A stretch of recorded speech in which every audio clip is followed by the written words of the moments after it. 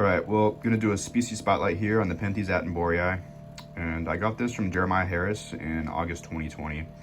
And this one has gone a lot better than my previous two attenboroughis that I've had.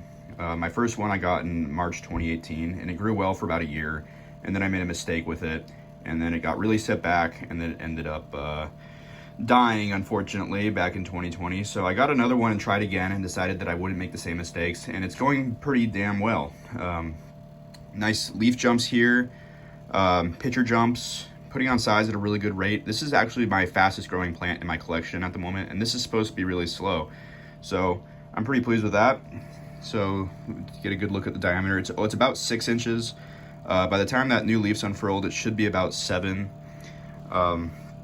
This pitcher here, I started dying off and I just dumped a bunch of Osmocote pellets in it. And here's the latest pitcher right here.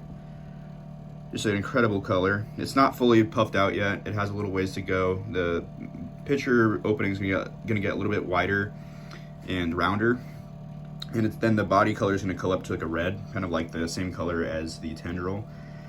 But yeah, this is one of my dream plants that I've always really wanted in my collection, and I'm just very happy it's starting to put out more mature looking pitchers. It's got a long ways to go in terms of size still, but that's still like a good 2.5, 3 inch pitcher right there.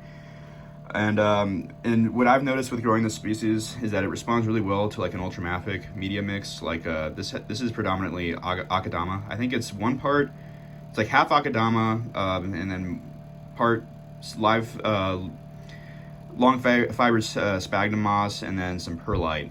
And then I also noticed that this responds a lot to feeding, so Osmocote pellets have really helped this thing take off, and I noticed that more with this plant than other plants. So definitely try feeding it, and basically it just really wants to be consistent. Like, it doesn't want temperature and humidity fluctuations all that much, and just keep it under, I just keep this thing under grow lights. I grow this in here.